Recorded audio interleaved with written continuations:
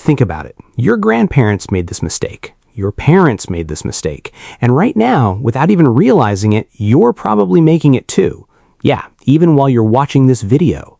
This isn't a coincidence. It's a pattern that repeats itself every 20 to 25 years, whether we're talking about boomers, Gen X, millennials, or Gen Z. Every generation thinks their financial struggle is unique. They think nobody's ever had it this hard before. But when you actually look at the history, when you actually look at the numbers, the pattern is nearly identical every single time. Only the names, the years, and the tools change. Today, we're exposing the one mistake that every generation of Americans has repeated, and one you're probably making right now without even knowing it. My name is Acorn, and I've spent the last few years trying to figure out why people keep making the same money mistakes, no matter how much their income grows. If you've ever felt like the more you make, the more stressed you get about money, stick around until the end, because today we're not just talking about the problem, we're breaking down a real solution, step by step. Hit subscribe if this topic hits home. More of this is coming. All right, let's get straight to it. This mistake isn't overspending. It's not credit card debt. It's not even that people don't invest. The real mistake is this. Every generation turns their income into their identity instead of their security. The moment the money comes in, people start thinking, this is my new normal, instead of thinking, this is my opportunity to build something. Let's walk through a quick timeline, because once you see the whole picture, the pattern becomes impossible to miss. For boomers, buying a big house wasn't just a need, it was a statement. Look what I built. They poured a huge chunk of their income into big suburban houses and 2 or 3 cars, believing property values would only go up. And for a while that was true. But a lot of them were still paying off their mortgage well into retirement, writing checks to the bank at the exact moment they were supposed to be relaxing. Gen X normalized the credit card. In the 80s and 90s, credit card companies flooded every mailbox with offers, shiny letters that basically said, you're already approved. Buy now, pay later became a mass market idea for the first time, and an entire generation built their lifestyle on credit, stuck in a cycle of minimum payments that took years to escape. Millennials justified the experience economy. Travel, brunch, weddings that looked perfect on Instagram, all of it justified under the philosophy of you only live once.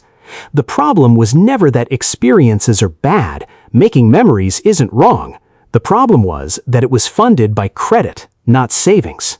And now, Gen Z, the generation that considers itself the most financially aware, the one watching budgeting videos on TikTok, doing no-spend challenges.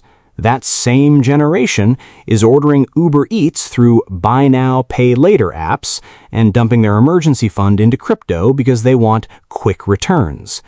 See the pattern? The tools are different. Mortgage, credit card, travel loan, BNPL app. But the root mistake is exactly the same, building the lifestyle before building the financial foundation. The costume changes, the story doesn't. Now let's go a little deeper, because emotional arguments only get us so far. We need the numbers, because numbers don't lie. Let's say there are 2 people. One makes $3,500 a month, the other makes $6,800 a month. At first glance, you'd assume the person making more is way ahead. That's just basic logic, right? But here's what actually happens. The person making $3,500 keeps their expenses at $3,150. That's $350 saved every single month. The person making $6,800 upgrades everything. A nicer apartment, a new car, more dining out, and their expenses balloon to $6,720. They're only saving $80. The person earning more saves less. This isn't some rare exception. It's a predictable pattern economists call lifestyle inflation. And the trap is so smooth that people don't even realize they're caught in it, because every single upgrade feels reasonable in the moment. No single decision looks like the one that's going to wreck your future. That's exactly what makes it so dangerous. Now let's talk about compounding, which might be the single most important part of this entire video, so pay attention. If you invest just $300 a month at an average 8% annual return, in 27 years, that grows to roughly $342,000.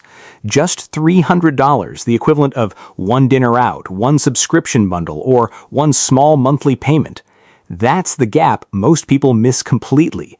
The pleasure of spending $300 right now hits you instantly, today, this second. But the pain of missing out on $342,000 doesn't hit until 27 years later, when it's already too late to go back and fix it. Now here's something most people don't understand. This problem isn't just financial, it's psychological. And until you understand that, no budgeting app in the world is going to save you. The moment your income goes up, your brain automatically resets a new baseline. Instantly, without asking your permission. What used to feel like a luxury suddenly feels normal. And the moment you try to go below that new baseline, even if it's the smartest financial move you could possibly make, your brain treats it as a loss, not as progress.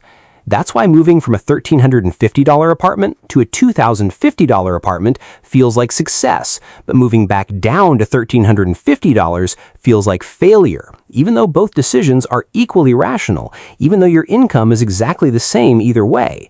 That's the trap every generation falls into over and over. And on top of that, we've added an entirely new layer that no previous generation had to deal with: non-stop social comparison, 24/7. People used to compare themselves to their neighbors, maybe once a week. Now, people compare themselves to their entire feed 100 times a day, to thousands of people all posting their absolute best moments. What you're seeing isn't their reality, it's their carefully curated highlight reel. But your brain can't tell the difference, and that "I'm falling behind" feeling makes you spend a new phone, a new trip, a new car, just to catch up in a race that never actually ends. There used to be a simple rule. You could only spend what you actually had. Debt completely erased that limit. Credit cards, car loans, buy now, pay later. All of it lets you live tomorrow's lifestyle today, like some kind of time machine, except the bill shows up later with interest attached. A $900 phone hurts to buy outright, but $30 a month for 30 months makes that same phone feel harmless. That's psychology, not math. The total didn't change, only the feeling did. And that psychology is exactly what keeps entire generations stuck in the debt cycle, because a monthly payment is never just one decision. It's a recurring commitment that books your future income today before you've even earned it. Now, let's talk solutions, not just advice, an actual system. All right, let's move past the theory and get into practical steps. And I promise you, this isn't the generic "just spend less" advice you've heard 100 times. This is an actual system. Step 1, find your gap number. Take what you earn, subtract what you actually keep, and find that number right now, right after this video. If that number is close to 0 or negative, that's your starting point, and there's zero shame in that. You don't need a massive overhaul, you just need to create a 10% gap between your income and your expenses gradually. Step 2, make your raises invisible. Every time your salary goes up or you get a bonus, immediately send at least 70% of that extra money straight into savings or investments before your brain has a chance to treat it as normal spending, because it will treat it that way fast. This lets your lifestyle upgrade slowly while your financial foundation upgrades quickly. Both things grow together, just at the right pace. Step 3, attack fixed expenses, not small purchases. Feeling guilty about coffee or a subscription is a waste of energy if your rent or car payment is eating 50% of your income. The big decisions, housing, transportation, debt, are what actually determine whether you have breathing room. Stop stressing over a $5 coffee and start looking at that $450 car payment. That's where the real game is.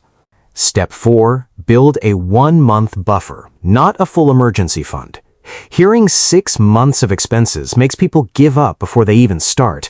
Just target 1 month of basic expenses, nothing more. That small buffer is enough to turn a car repair or a medical bill from a crisis into a minor inconvenience. 1 single month can change your entire stress level. Step 5. Automate your investing. Don't rely on motivation. Motivation disappears exactly when you need it most. Set up an automatic transfer, even if it's just $30 every payday, no thinking required. The habit comes first. The amount grows on its own after that. This cycle, lifestyle first, stability later, isn't just your personal failure. It's the result of the system you grew up in. Every generation tells their kids the same thing. Start earlier than I did. Be smarter than I was. And yet the next generation repeats the exact same pattern. Because the tools change, the temptations change, but the psychology stays exactly the same, generation after generation. You can break this pattern. You don't need to be perfect to do it. You just need to change the order. Stability before lifestyle, saving before spending, foundation before comfort. That one simple shift can change your entire future. Do one thing today. Calculate your gap number and set up one small automatic transfer, no matter how tiny it is. Because the generation that finally breaks this cycle doesn't just give their kids advice, they give them a living example. And that's the biggest legacy there is. If this video made you think, hit like, hit subscribe, and drop a comment. What's one lifestyle upgrade you're delaying right now so you can build your financial foundation first? I'll be reading every comment.